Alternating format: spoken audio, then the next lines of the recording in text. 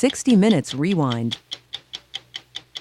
Since H.R. Haldeman left the White House, the man working closest to the president has been Alexander Haig. He spends hours every day with Mr. Nixon. He is often the first official to see the president each morning, the last each night. Today in California, the day after the House Judiciary Committee voted an article of impeachment against the president, General Alexander Haig sat down to talk about his boss. General, it's been a devastating week for the president. A unanimous Supreme Court decision against him, and then last night, a vote in the House Judiciary Committee, impeachment against him. How is the man bearing up? Mike, you're right. It has been a difficult week for both the president and those of us around him.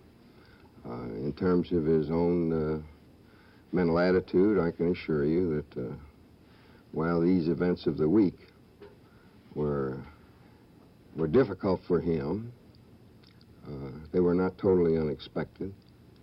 And I think basically the man's own inner strength, his own perception of his vulnerabilities and his guilt, or lack of guilt, has sustained him during these difficult periods and will continue in the weeks ahead. And the weeks ahead are going to be tough ones.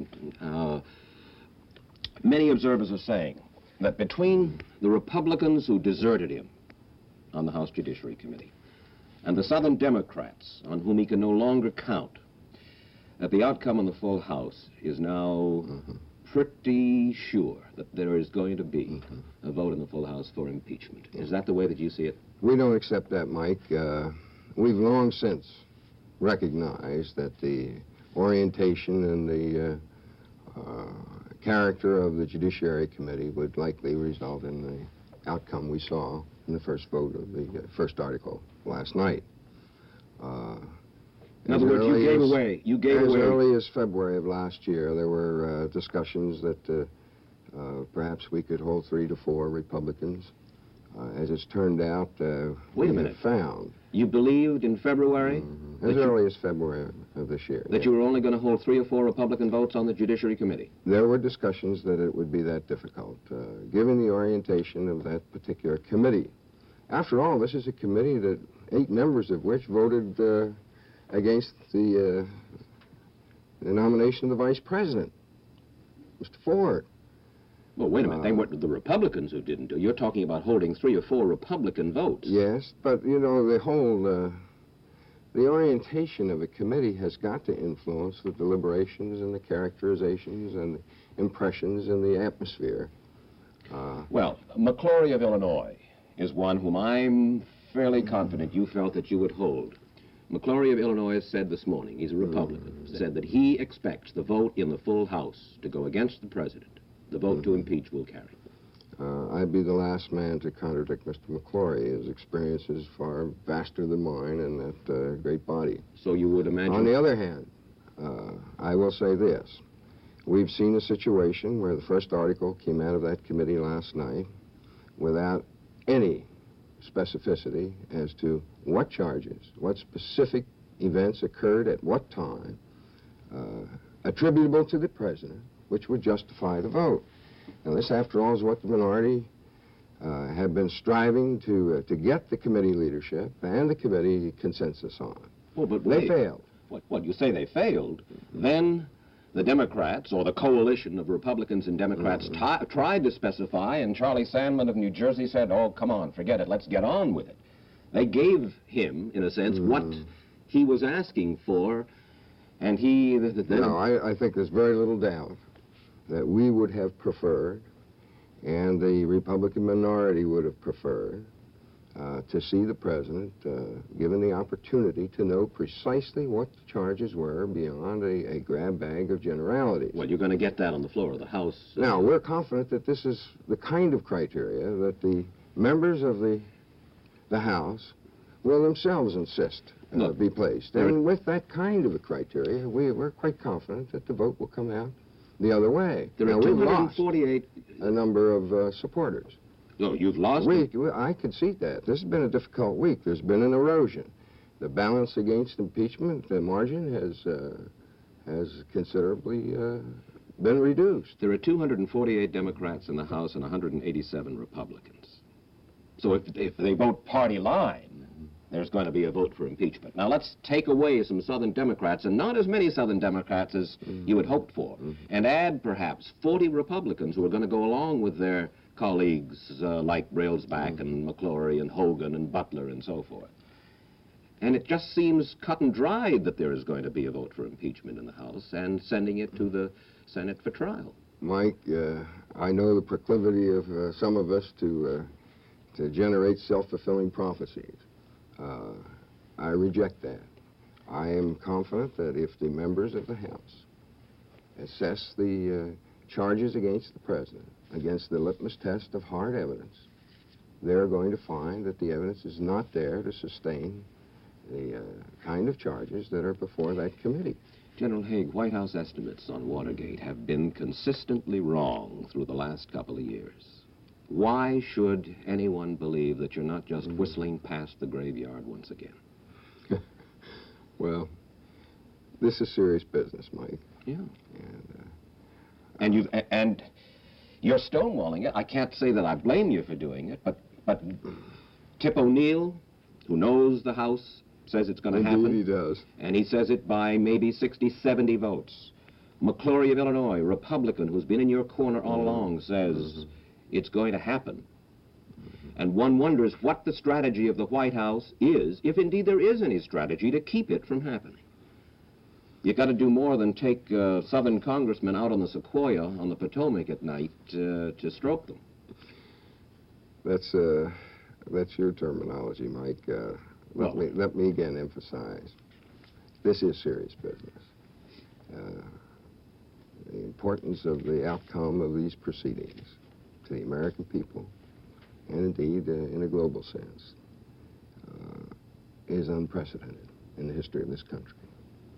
Now, we recognize that over the past 2 years, since this very distasteful event occurred, there has been a revolutionary divulgence of evidence, of documentation of in-house White House discussions, all of which has been sifted by at least 3 very competent bodies, the Senate Investigating Committee, the Special Prosecutor's Office, and now the Judiciary Committee, with a great array of talent aligned, with the full-time preoccupation, and indeed the objective of finding some semblance of wrongdoing.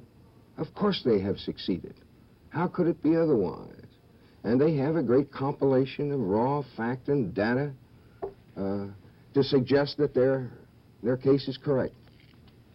We, on the other hand, have been in the position of analyzing and assessing in each instance whether that hard evidence was there to sustain the broad allegations that have been running first in the press, then in committees, then back in the press, and we've seen a great flood of that in the past 2 weeks. I say this, that the conscience of each and every member of our American legislature, the members of the House, certainly on the House floor, have got to recognize that in the days ahead, that their own judgments of whether or not that evidence sustained the charges that are being leveled against the President is the fundamental reality that we're coming up against. And I'm confident that the members of the House will apply that criteria. Is the evidence there? We have not seen this yet in the committee, and that's unfortunate, and it's very disappointing to me. Look, at times like this, I've been here for over 12 months now with the President. I didn't come in at a happy time. As in fact, there were those that told me, Don't do it. If you want the helm of the Titanic, have at it. I don't find that. I do know there are men down in the woodwork of any staff or any organization that when the going gets tough are looking for reasons. They can't understand why difficult things occur and why everything isn't one round of merry successes. This procedure doesn't lend itself to that kind of scorekeeping. When you say, do we have a strategy to defend the President? Of course we have a strategy. That strategy is to have those bodies that are dealing with it to deal with the facts and the evidence, and to hopefully avoid the emotionalism, the kinds of groundswell of opinion that foreclose and prejudge issues. We feel with the hard litmus test of the evidence at hand that the case for impeachment is not there. The story will continue after this. Is it not conceivable that if the full House does vote to impeach, before it goes through that long trial, which I think you've described as perhaps a 6-month process in the Senate, is it not possible that the President, to save the country, the trauma of a Senate trial, might resign? I think the President's personal decisions have been, and I think this is generally true of presidents when they carry these responsibilities, is the national interest, what they perceive to be the best interest of the American people. And at this that will be the criteria on which Richard Nixon rules, governs, if you will, continues in office, or might decide not to. And at this juncture, I see no value served to the interest of the American people to have American presidents driven out of office until the criteria established by the Constitution have been met. A year ago on 60 Minutes, General Haig, you said that you believe the American people are incredibly smart, and that after going from one extreme to the other in their thinking, they're going to come up with the right answer. Well, a year later, the Gallup poll finds the president's popularity at its lowest in history, 24%. And in the Harris poll, by considerable margins, the American people believe the president should be impeached, and then when it goes to the Senate, should be convicted. I know this about the American people, Mike, that they expect their public officials, they expect the 3 branches of their government to always base their judgments, their respective judgments, on the correctness of the position. Not on politics, but on the substantive best interest of the American people. And I think by that criteria, that although you can cite a number of poll statistics to me, at any given juncture in the dialectic that you yourself referred to, that the American people do have waves and swings of opinion on any issue, as indeed they should, and as indeed does the press. Well, there's been very little waving and swinging. It has been consistently down, by and large, over a period of the last year since you made your statement. And if the American people remain as incredibly smart as you yourself said, General Haig, it seems the verdict is already in. I won't accept that, Mike.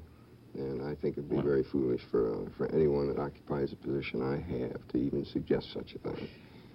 If those polls accurately reflect the point of view of the American people, and there's no reason to believe that they don't, they have in the past, isn't that going to work its way upon the members of the House and eventually the Senate and cause them to vote, or perhaps help persuade them to vote a certain way?